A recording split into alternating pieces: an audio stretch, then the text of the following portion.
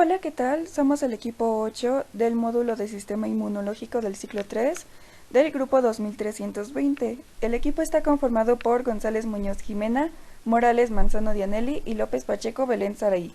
Vamos a hablar de hipersensibilidad. Habla Jimena González.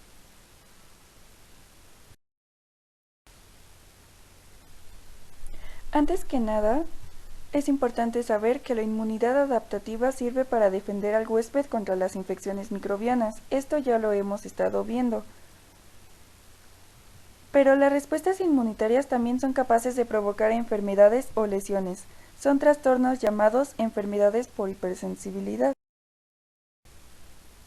Es importante reconocer que la hipersensibilidad tiene 4 tipos. Los primeros 3 van a estar mediados por anticuerpos y el tipo 4 va a estar mediado por células. Vamos a hablar de hipersensibilidad de tipo 1.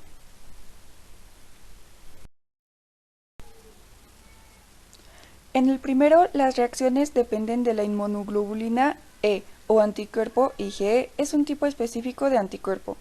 Ya que la IgE está involucrada con la hipersensibilidad de tipo 1, a estas reacciones se les conoce como hipersensibilidad mediadas por IgE. A veces se les llama hipersensibilidad inmediata, ya que la reacción ocurre muy rápido, en minutos. La mayoría de las reacciones alérgicas son de este tipo, por lo tanto la mayoría de las alergias son hipersensibilidades de tipo 1.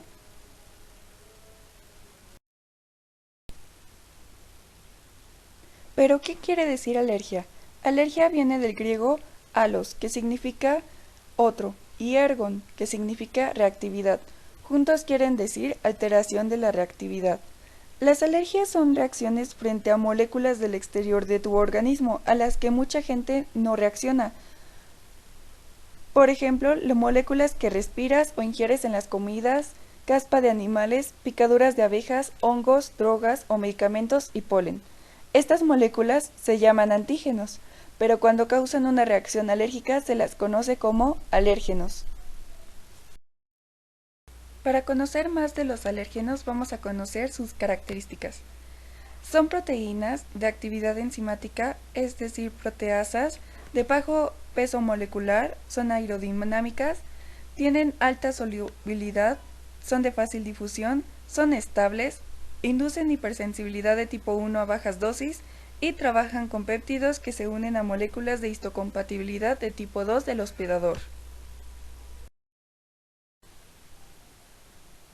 Lo que nos interesa saber de los alérgenos es que son partículas pequeñas de 2 a 60 nanómetros que tienen actividad proteasa. Eso quiere decir que las proteínas exógenas viajan en el aire, nosotros las absorbemos de esta manera.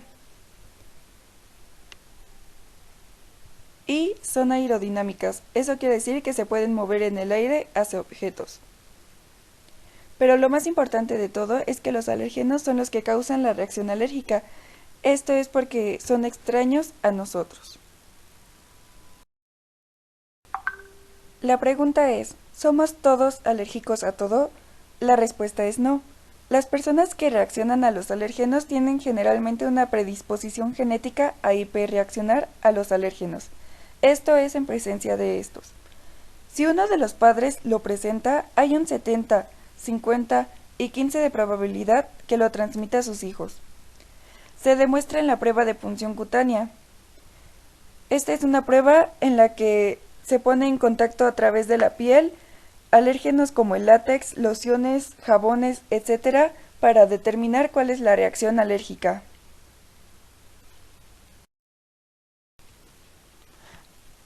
Hay varios factores que intervienen en la atopía. El primero de ellos son los genes. Entre los genes conocidos que participan se encuentran la cadena beta del receptor de alta afinidad por la IgE, los genes de interleucina 4 de CD14 y los alelos HLA-DR. La presencia de los linfocitos Th2 que reconocen alérgenos es el sello distintivo patológico de la alergia, y los polimorfismos del gen de la interleucina 4 pueden favorecerlo. Otro factor que interviene es el factor del ambiente, esto es en 2 puntos. La hipótesis de la higiene, donde afirma que la atención excesiva de limpieza disminuye la exposición a patógenos para desarrollar una respuesta inmunológica efectiva, esto es desde temprana edad, y la exposición temprana a alérgenos, que es una posibilidad donde desarrollarán una enfermedad atópica tempranamente los niños. Y el tercer factor es la inmunoreactividad. Va de la mano con el ambiente, donde un ejemplo sería que esos niños con enfermedad atópica producen menos interferones gamma, que son las citocinas que regulan a la baja producción de anticuerpos IgE, donde no activan a los Th1, que son los responsables de activar a los macrófagos para que estos destruyan a las bacterias. Haciendo una pequeña recopilación hasta ahora de la hipersensibilidad tipo 1, es mediada por anticuerpos IgE y ocurre en pocos minutos. Los anticuerpos IgE van a unirse a mastocitos, eso lo veremos más adelante, y ocurre en pocos minutos. También puede llamarse hipersensibilidad inmediata. Una reacción alérgica ocurre en dos fases, una primera exposición o sensibilización y luego una exposición posterior llamada desencadenamiento, donde ocurren cosas más serias. En la sensibilización, los anticuerpos IgE producidos en respuesta a un antígeno o alérgeno se unen a receptores de membrana de los mastocitos y o basófilos, y el desencadenamiento se van a reconocer dos fases, una fase inicial y una fase tardía. En la sensibilización, esto quiere decir que la predisposición genética de las personas son sus genes que causan que sus células T cooperadoras sean más sensibles a ciertos antígenos, ya que la producción de estas células T cooperadoras tienen un componente genético. Las alergias suelen ocurrir en familias. Entonces, la sensibilización, todos los afectados, o sea los atópicos, tienen concentraciones de IgE superiores a la media. La función de la IgE es la erradicación de parásitos. Esta reacción ocurre cuando los eosinófilos reconocen y eliminan a los parásitos recubiertos por IgE en la opsonización. En la sensibilización es importante saber que es el primer contacto con el antígeno. No hay síntomas clínicos. ¿Hay respuesta inmunitaria adaptativa? Sí, y va a ayudar a formar la memoria inmunológica. Pongamos entonces como ejemplo que una persona respira polen de algún tipo, ya que es el ejemplo más común, y que esta persona tiene células T cooperadoras que se pueden unir a una molécula específica de polen, haciendo que esa molécula sea un alérgeno. En primer lugar, el antígeno es capturado por células del sistema inmunitario que se encuentran en las membranas de las vías aéreas. Estas células son presentadoras de antígenos, APC. Las células dendríticas y los macrófagos son ejemplos de APC. Ya que transportan el antígeno hasta los nódulos linfáticos y los presentan a las células T cooperadoras que viven allí. Es un proceso que ocurre independientemente de si la persona es alérgica o no. Cuando la persona es alérgica, las APC también expresan moléculas de coestimulación, las cuales son necesarias para construir una respuesta inmunitaria efectiva, que son los mediadores. Hablaremos de ellos más adelante. Antes de que la célula T cooperadora vea al antígeno, es una célula T cooperadora virgen, ya que no ha tenido contacto antes con un antígeno. Cuando el T cooperador recibe el antígeno, también se une a la molécula coestimuladora, es decir, a los mediadores, para que se prepare, y la célula T cooperadora inmadura ahora cambia a un tipo diferente de célula T cooperadora. Por lo general, en la hipersensibilidad de tipo 1 se diferencia en una célula auxiliar de tipo 2, T tipo 2 o solo de la célula TH2, y este paso ocurre en respuesta a varias proteínas pequeñas o interleucinas que podrían estar flotando en el momento. Algunas interleucinas que influyen en la célula T cooperadora para que se convierta en una célula TH2 son interleucinas 4, interleucina 5 y la interleucina 10. Todas son citocinas. y van a inducir el cambio a TH2. En cualquier caso, las células TH2 excitadas liberan un poco de su propia interleucina 4 y obtienen que las células B se sometan a un cambio de clase de anticuerpo, y así las células B pasa de producir anticuerpos IgM para fabricar anticuerpos IgE, que son específicos para combatir contra los alérgenos. Las células TH2 también liberan algo de interleucina 5, que estimula la producción y la activación de eosinófilos, un granulocito que es un tipo de glóbulo blanco que degranula o esencialmente libera un montón de sustancias tóxicas que pueden dañar ambas células invasoras y células hospedadoras cercanas. Estos anticuerpos IgE específicos tienen una gran afinidad por receptores epsilon Fc en mastocitos, otro tipo de granulocitos, por lo que se unen rápidamente a sí mismos a la superficie de los mastocitos. Estos anticuerpos también se llaman anticuerpos citotrópicos, ya que pueden unirse a las superficies celulares y están listos para actuar. Aquí acaba la fase de sensibilización. Para entrar en la fase de desencadenamiento, tiene que haber una reexposición al mismo antígeno para desarrollar una respuesta inmune alérgica. Ahí sí van a presentar síntomas clínicos como sería en rinitis, asma, urticaria, entre otros. Para desarrollarse la fase inicial va a haber una producción de anticuerpos IgE frente al primer contacto sensibilizante con el antígeno. Después va a haber una unión del anticuerpo IgE a receptores específicos en la superficie de mastocitos y basófilos. En la fase tardía va a haber una reexposición al antígeno e interacción del mismo con la IgE específica. Después va a haber una activación celular y liberación de mediadores químicos. Y después va a haber acción de los mediadores sobre los diferentes tejidos. Seguimos con el ejemplo del polen. En este caso, la persona va a tener una segunda exposición. Las células cebadas, usando su capa de anticuerpos, se unen al antígeno. Se necesitan dos o más antígenos unidos para entrecruzar los anticuerpos IgE. El mastocito para desgranular y liberar un grupo de moléculas proinflamatorias llamadas mediadores, que finalmente causan los efectos observados en una reacción alérgica. En la hipersensibilidad de tipo 1 hay varios mediadores del mastocito.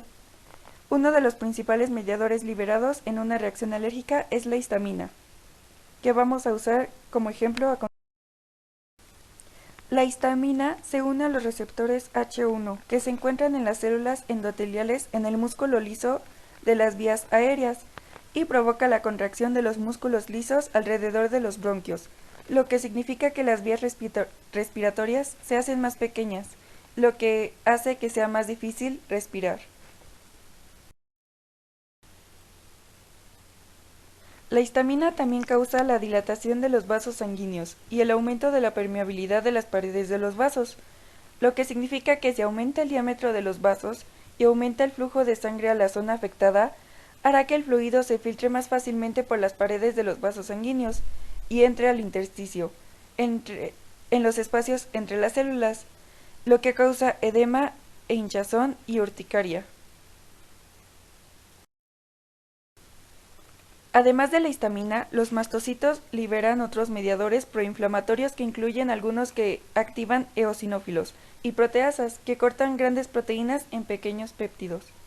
Los efectos de estas moléculas se llaman reacciones de fase temprana y suceden minutos después de la segunda exposición. También hay reacciones de fase tardía, que ocurren 8 a 12 horas después de de la segunda exposición, donde incluso más células inmunes como células TH2, eosinófilos y basófilos y otro tipo de granulocitos son reclutados en el sitio donde se encuentra el alérgeno, debido a las moléculas proinflamatorias producidas durante esta fase temprana.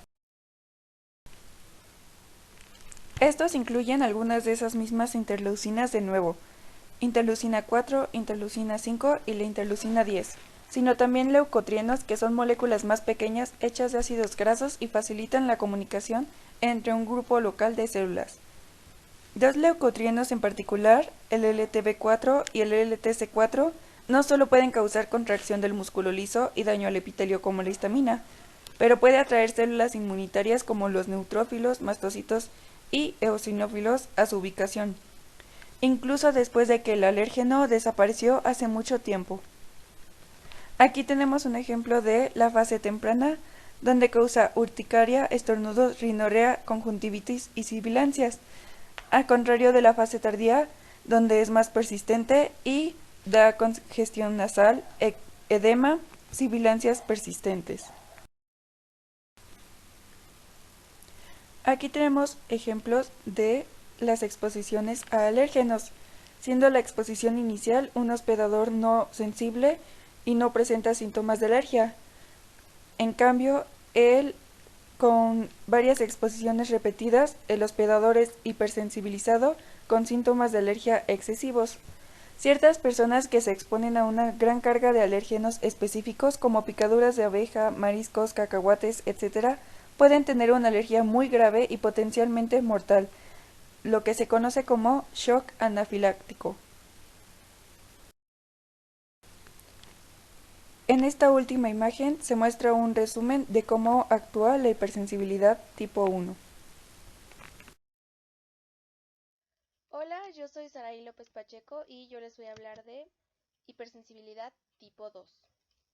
Esta va a estar mediada por anticuerpos IgM o IgG.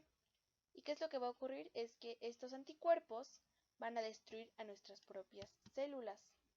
Por ejemplo, vamos a tener aquí una célula, por ejemplo, un eritrocito, y este eritrocito va a presentar proteínas en su membrana, que son estos triángulos rosas.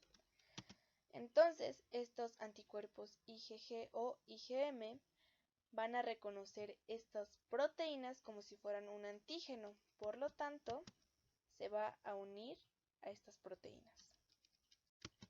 Entonces, ¿qué le va a ocurrir a la célula? Le puede ocurrir una citotoxicidad celular dependiente de anticuerpos CCDA, una opsonización y fagocitosis o una respuesta fisiológica anómala. Entonces, cuando hay una citotoxicidad celular dependiente de anticuerpos, una CCDA, vamos a tener aquí nuestra célula, que ya habíamos quedado que era un eritrocito, como ejemplo. Vamos a tener al anticuerpo IgG o IgM unido a las proteínas de la membrana y va a quedar la porción Fc del anticuerpo, va a quedar libre. Entonces van a llegar unas células con capacidad citotóxica capaces de unirse a esta parte Fc del anticuerpo, que en este caso tenemos como ejemplo a las células NK. Estas células NK van a tener receptores Fc y se van a unir a la parte Fc del anticuerpo y como consecuencia nos va a provocar una apoptosis de la célula.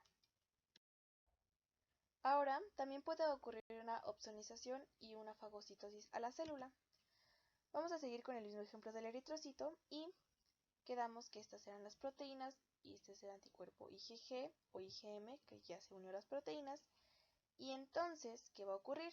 Aquí se va a activar el sistema del complemento, específicamente la vía clásica. ¿Y qué nos va a dar como resultado que se active el sistema del complemento? Bueno, pues que nos va a dar C3b, que van a ser capaces de opsonizar a nuestra célula. Una vez que ya se opsonizó, es decir, que ya la marcó, van a llegar las células fagocitarias. En este caso tenemos como ejemplo al macrófago y se va a unir a esta célula por medio de receptores para C3b y receptores para Fc. ¿Y esto qué va a provocar? Bueno, va a provocar que el macrófago fagocite a nuestra célula. Otra tercera opción es que va a ocurrir una respuesta fisiológica anómala. Esto quiere decir que va a inhibir las funciones de los receptores o proteínas para causar una enfermedad, pero aquí no va a ocurrir una inflamación ni una lesión tisular. Es decir, tenemos aquí una célula epitelial tiroidea con receptores para TSH, pero van a llegar los anticuerpos IgG o IgM y se van a unir a estos receptores para TSH, que es la hormona estimulante de tiroides, y entonces puede provocar enfermedades tiroideas. Otro ejemplo es que en las células musculares van a encontrarse receptores para ACH, es decir, para acetilcolina. Pero nuevamente van a llegar estos anticuerpos y se van a unir a estos receptores, y entonces cuando la acetilcolina se libere de las terminaciones nerviosas, no se va a poder unir a estos receptores y va a causar anomalías. Pero entonces, ¿qué enfermedades nos puede causar esta hipersensibilidad tipo 2? Bueno, una es una enfermedad hemolítica en el recién nacido. Otra es una miastenia grave, que es el ejemplo que explicábamos anteriormente, de que la acetilcolina no se puede unir a estos receptores de acetilcolina en las células musculares. Otra es la fiebre reumática aguda. Otra opción puede ser la diabetes resistente a insulina o un hipertiroidismo. Bueno, ahora vamos con la hipersensibilidad tipo 3. Esta va a estar mediada por inmunocomplejos. Estos inmunocomplejos nos van a inducir a una activación del complemento, lo que va a ocasionar una respuesta inflamatoria gracias a la infiltración masiva de neutrófilos.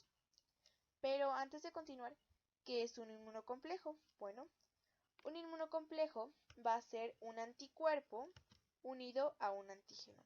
Juntos forman un inmunocomplejo. ¿Y por qué va a ocurrir esto? Bueno, una va a ser porque los mecanismos que van a fagocitar a estos inmunocomplejos no van a funcionar bien. Y otra es que haya un exceso de inmunocomplejos.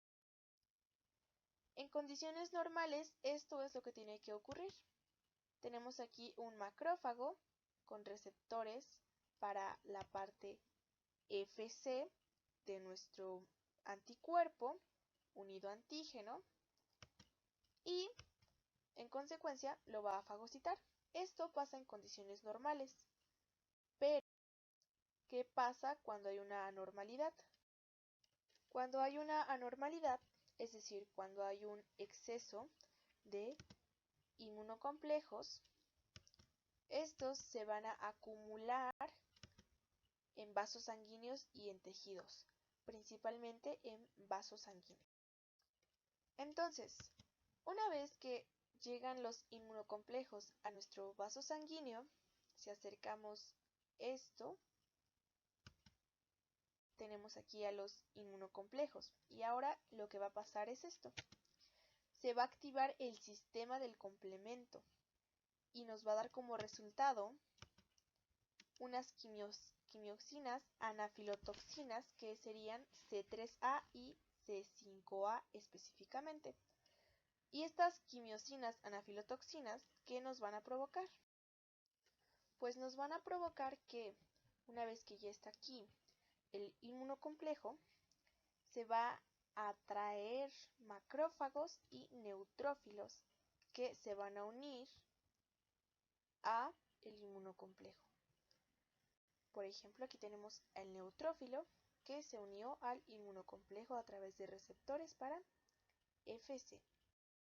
Entonces, una vez que ya se unió el neutrófilo al inmunocomplejo, este neutrófilo va a liberar quimiosinas, citocinas, prostaglandinas y proteasas proinflamatorias que van a provocar una lesión inflamatoria.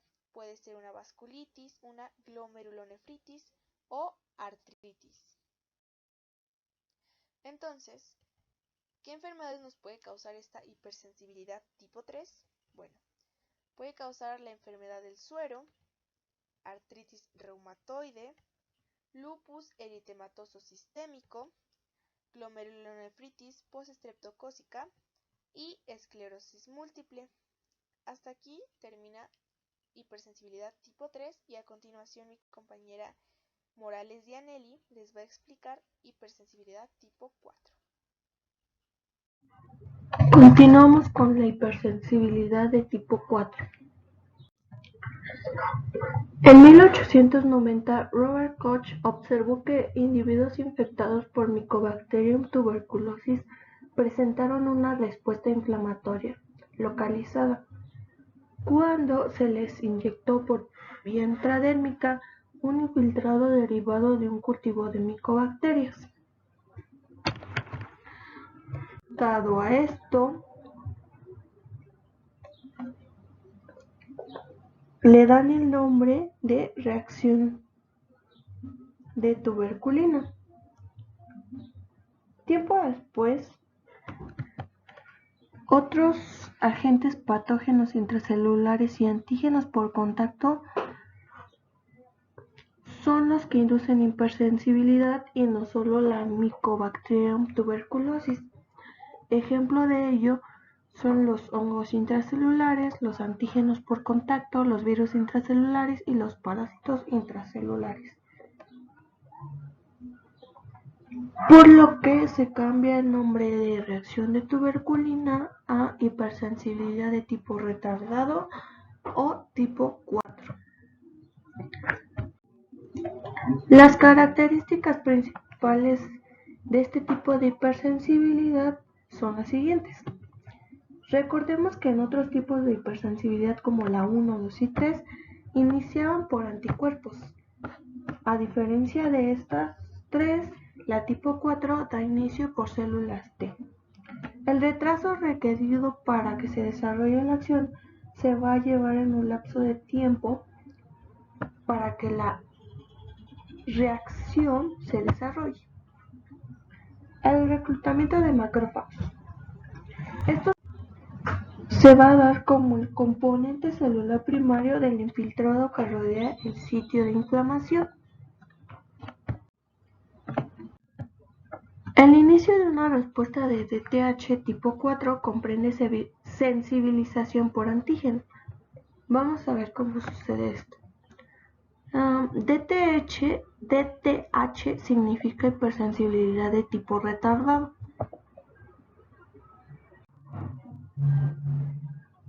Tenemos a nuestra célula presentadora de antígeno que está involucrada en la inducción de una respuesta de DTH. Por ejemplo, esta célula pueden ser las células dendríticas que se encuentran en la epidermis y macrófagos. Estas células captan al antígeno que entra a través de la piel y lo transporta a los ganglios linfáticos regionales donde las células T son activadas.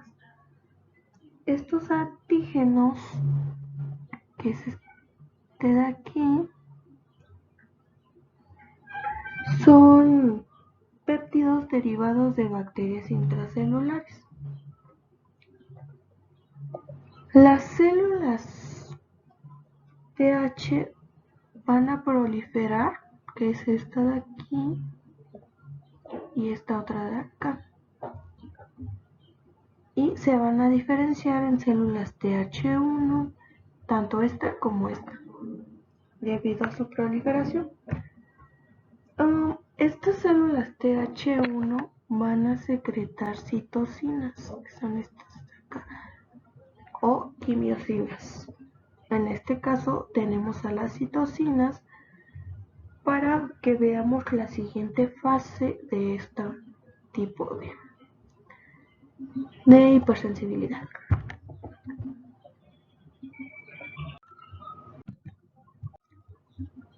La fase efectora de una respuesta de DTH clásica es inducida por una segunda exposición a un antígeno sensibilizante. La célula TH, que es esta de aquí, va a secretar diversas citocinas. Aquí tenemos un ejemplo que es la TNF-beta de membrana. Y quimiosinas, pero las quimiosinas no tenemos el ejemplo.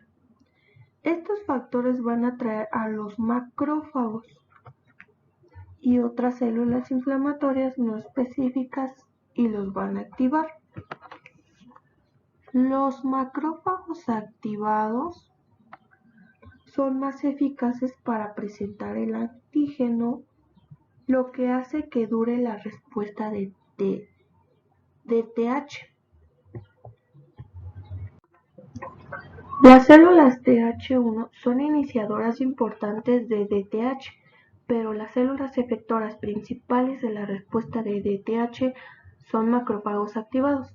Las citocinas elaboradas por células T auxiliares, entre ellas IFN y linfotoxina alfa, inducen a monocitos sanguíneos para que se adhieran a células endoteliales vasculares, migren desde la sangre hacia los tejidos circundantes y se diferencien hacia macrófagos activados. Los macrófagos activados van a mostrar fagocitosis aumentada y un incremento de la capacidad para matar a los microorganismos. Van a producir citocinas, entre ellas la TNF-alfa y la interleucina 1 beta, que reclutan más monocitos y neutrófilos y aumentan la actividad de las células TH1, lo cual va a amplificar la respuesta. La actividad fagocítica aumentada y la acumulación de enzimas líticas provenientes de macrófagos en el área de infección llevan a la destrucción inespecífica de células, y así de cualquier agente patógeno intracelular. En algunos casos, y en especial si el antígeno no se elimina fácilmente, puede desarrollarse una respuesta de DTH prolongada, que se hace destructiva para el huésped, porque va a causar una reacción granulomatosa visible.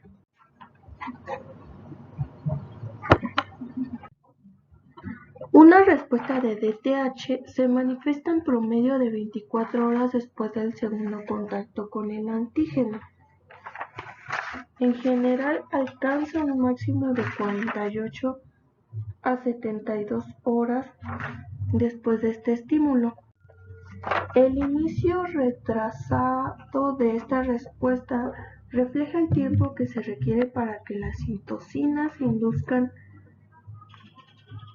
flujos de entrada localizados en macrófagos y su activación. La dermatitis por contacto es una respuesta de hipersensibilidad tipo 4. Ocurre cuando un compuesto químico reactivo se une a proteínas de la piel. Ejemplo de ello son los fármacos, algún componente de un cosmético, tinte para el cabello, sustancias químicas industriales como formaldehído, o el alérgeno activo de la hiedra venenosa, que es el urushiol. Estas proteínas de la piel van a ser modificadas y van a ser presentadas a las células T en el contexto de los antígenos de MHC apropiados. Otra forma de presentar el antígeno es que algunas sustancias químicas son metabolizadas primero por el cuerpo para formar un metabolito reactivo, que a su vez se une a proteínas presentadas por el MHC. La dermatitis grave asociada con algunas hipersensibilidades tipo 4 a fármacos es causada por células TCD8 positivo y células NK. Estas células citotóxicas inducen muerte de queratinocitos y desprenden la piel, o pueden ser las mucosas, en este caso son estos. Tenemos un desprendimiento de la piel. Otras enfermedades relacionadas con este mismo mecanismo es el eritema multiforme, el síndrome de Stevens-Johnson, la necrólisis epidérmica tóxica. Estas enfermedades pueden llegar a ser mortales. ¿Y esto por qué? Porque el alérgeno en estos casos puede estar asociado a fármacos tan comunes como el antiinflamatorio no esteroideo ibuprofeno. La mejor manera de evitar una respuesta de DTH es evitar al agente causal. Gracias.